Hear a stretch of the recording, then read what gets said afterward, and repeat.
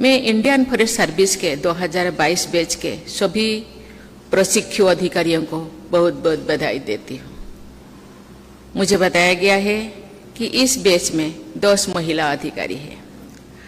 आप सभी महिला अधिकारियों को मैं विशेष बधाई देती हूँ, क्योंकि आप समाज के प्रगतिशील बदलाव की प्रतीक है। मैं आशा करती हूँ कि आने वाले समय में महिला अधिकारियों की संख्या और भी बढ़ेगा। देवियों और स्वजनों, नेशनल फॉरेस्ट एकेडमी की पर्यावरण के क्षेत्र में अत्यंत महत्वपूर्ण भूमिका रही है। पर्यावरण एवं जंगलों की महत्ता के बारे में पिछले सप्ताह उच्चतम न्यायालय ने एक महत्वपूर्ण बात कही है, and I quote, human beings indulge themselves in self selective amnesia when it comes to fathom the significance of forest. It's the spirit of the forest that moves the earth. Unquote.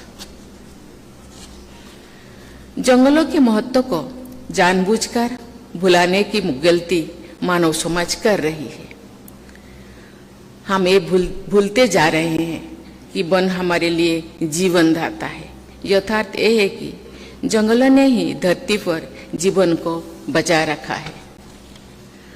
आपके पास जंगलों के संरक्षण, संवर्धन एवं पोषण की जिम्मेदारी है। मुझे पूर्ण विश्वास है कि आप अपने इस अप्रतिम दायित्व के प्रति सजग और सचेत होंगे एवं पूर्ण निष्ठा से अपने उत्तरदायित्व का निर्वहन करेंगे। देवियों और स्वजनों, आज हम एंथ्रोपोसीन एज की बात करते हैं, जो कि मानव केंद्रित विकास का कालखंड है। इस कालखंड में विकास के साथ साथ विनाशकारी परिणाम सामने आया है।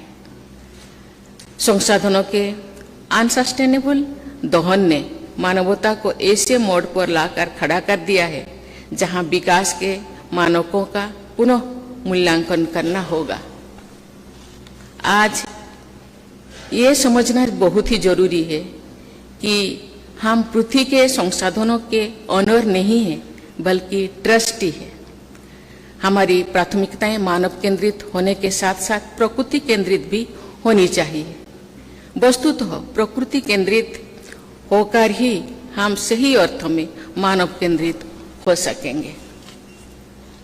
क्लाइमेट चेंज की गंभीर चुनौती विश्व समुदाय के सामने है। एक्सट्रीम वेदर कंडीशंस की अनेक घटनाएं हो रही है।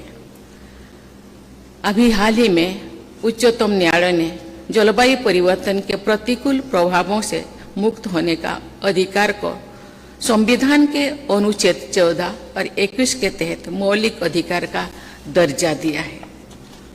प्रिय अधिकारियों, आज ये सर्वविदित है कि पृथ्वी की जैव विविधता एवं प्राकृतिक सुंदरता का संरक्षण अत्यंत महत्वपूर्ण कार्य है, जिसे हमें अतिशीघ्र करना है। वन एवं वन्य जीवों के संरक्षण और संवर्धन के जरिए मानव जीवन को संकट से बचाया जा सकता है। इसीलिए इंडियन फॉरेस्ट सर्विस के अधिकारियों के दायित्व है कि मैं बहुत महत्वपूर्ण मानती हूँ उनको दायित्व को। आपकी सेवा के श्री पी श्रीनिवास जी, श्री संजय कुमार सिंह जी, श्री एस मणिकंदन जी जैसे अधिकारियों ने लाइन ऑफ ड्यूटी में अपने प्राण निछावर कर दिए, और भी ऐसे बहुत से अधिकारी आपकी सेवा ने देश को दिए हैं, जिन्होंने पर्यावरण के लिए अतुलनीय कार्य किए हैं। उनकी चर्चा बहुत सम्मान से की जाती है। उन सभी को आप अपना रोल मॉडल एवं मेंटर बनाएं एवं उनके दिखाए हुए आदर्श को अपने जिंदगी में लाएं। देवियों और स्वजनों, आज यहाँ वन एकेडमी के एक्सपर्ट्स उपस्थित हैं। मैं आप सबसे अनुरोध करूंगी कि जलवायु की इस आपातकालीन स्थिति को देखते हुए प्रशिक्षण की करिकुलम में यथोचित संशोधन करने पर विचार करें। विश्व के कई भागों में वन संसाधनों की क्षति बहुत तेजी से हुई है। वनों का विनाश किया जाना एक तरह से मानवता का विनाश करना है। साइंस एंड टेक्नोलॉजी की मदद से हम क्षतिपूर्ति तेज गति से कर सकते हैं। जैसे कोई जंगलों पर मियावाकी मेथड को अपनाया जा रहा है। आर्टिफिशियल इंटेलिजेंस द्वारा संचालित उपकरण अफोरेस्टेशन के लिए उपयुक्त क्षेत्र और एरिया स्पेसिफिक वृक्ष प्रजातियों की पहचान कर सकते हैं। ऐसे विभिन्न विकल्पों का आकलन करके भारत की भौगोलिक परिस्थितियों के अनुरूप समाधान विकसित करने की आवश्यकता है। इस दिशा में आप सबका योगदान महत्वपूर्ण होगा।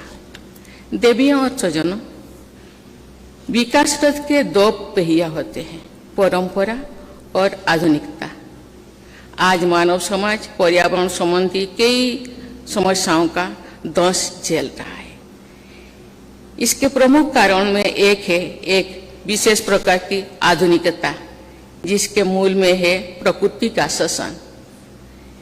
इस प्रक्रिया में पारंपरिक ज्ञान को उपेक्षित किया जाता है। जनजातीय समाज ने प्रकृति के शाश्वत नियमों को अपने जीवन का आधार बनाया है। जनजातीय जीवन शैली मुख्यतः प्रकृति पर आधारित होती है। इस समाज के लोग प्रकृति का संरक्षण भी करते हैं। असंतुलित आधुनिकता के आवेग में कुछ लोगों ने जनजातीय समुदाय और उनके ज्ञान भंडार को रूढ़िवादी मान लिया है। जलवायु परिवर्तन में जनजातीय समाज की भूमिका नहीं है, लेकिन उन पर इसकी दुष्प्रभाव का बोझ कुछ अधिक ही है।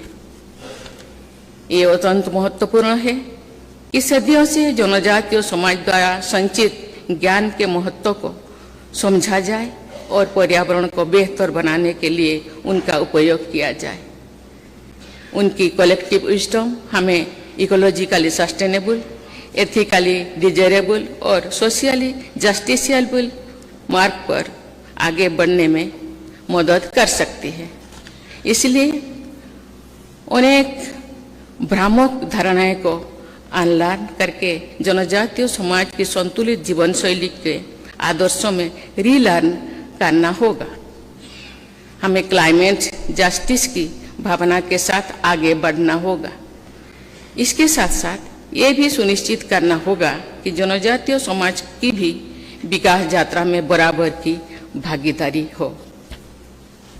प्रिय विद्यार्थियों, अधिकारियों, मैं आप सभी से ये भी अनुरोध करना चाहूँगी कि जब आप अपने कार्य क्षेत्र में जाएं तो वहाँ के जनजातीय लोगों के बीच समय बिताएं, उनका स्नेह एवं विश्वास अर्जित करें, वहाँ के समाज की गुड प्रैक्टिसेस को सीखें और उनका प्रचार प्रसार भी करें। आप अपने दायित्व की ऑनरशिप लें और रोल मॉडल बने। उनकी शिक्षा, स्वास्थ्य, स्वच्छता के मानकों में सुधार के लिए कार्य करें।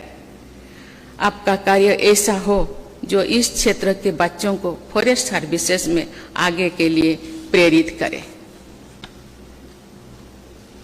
देवियों और स्वजनों, 18वीं और 19वीं शताब्दी में औद्योगिक क्रांति की वजह से लकड़ी और अन्य वन उत्पादन की मांग बढ़ी है। बढ़ती मांग के कारण वनों के उपयोग के नए नियम कानून और तरीके अपनाए गए हैं। ऐसे नियम कानूनों को लागू करने के लिए इंडियन फॉरेस्ट सर्विस की पूर्ववर्ती सेवा इंपीरियल फॉरेस्ट सर्विस का गठन किया गया है। उस सेवा के लोगों के मैंडेट जनजातीय समाज तथा वन संपदा की रक्षा करना नहीं था। उनका मैंडेट भारत के फॉरेस्ट रिसोर्सेस का अधिक से अधिक दोहन करके ब्रिटिश राज के उद्देश्यों को बढ़ावा देना था। जंगलों पर साम्राज्यवादी नियंत्रण स्थापित करना था। ये दुखदायी तथ्य है कि वर्ष 1875 से 1925 तक की 50 वर्ष की अवधि में 80,000 से अधिक बाघों, 1.5 लाख से अधिक तेंदुआ और 10 लाख से अधिक भेड़िया का शिकार लोगों को प्रलोभन देकर कराया गया था। मैं जब ऐसे म्यूजियम्स में जाती हूँ, वहाँ पशुओं की खाल या कटे सर को दीवारों पर सजाया गया है, तो मुझे लगता है कि ये एग्जिबिट मानव सभ्यता के पतन की कहानी कह रही है। मुझे पूरा विश्वास है कि आज की इंडियन फॉरेस्ट सर्विस की सभी अधिकारी पहले की इंपीरियल फॉरेस्ट सर्विस की औपनिवेशिक मानसिकता एवं दृष्टिकोण से पूरी तरह मुक्त हो चुके हैं। आपको भारत के प्राकृतिक संसाधनों का संरक्षण एवं संवर्धन ही नहीं करना है, बल्कि परंपरा से संचित ज्ञान का मानवता के हित में उपयोग करना भी है। आपको आधुनिकता एवं परंपरा का समन्वय करके वन संपदा की रक्षा करनी है तथा वनों पर आधारित लोगों के हितों को आगे बढ़ाना है। ऐसा करके आप सही अर्थों में पर्यावरण अनुकूल और समावेशी योगदान दे सकेंगे। प्रिय अधिकारियों, आप सभी एक कठिन परीक्षा को उत्तीर्ण करके यहाँ तक तो पहुँचे हैं। आपकी योग्यता सराहनीय है, लेकिन आपको ये याद रखना है कि आपकी असली परीक्षा अब शुरू होगी। आपके सामने कई प्रोफेशनल्स चुनौतियाँ आएगी। जब भी आप किसी दुविधा में हो, तो आप संविधान के मूल्यों और भारत के लोगों के हितों को ध्यान में रख कर फैसला लें। इसी उम्मीद के साथ मैं आप सभी के उज्जवल भविष्य की कामना करती हूँ। धन्यवाद। जय हिंद, जय भारत।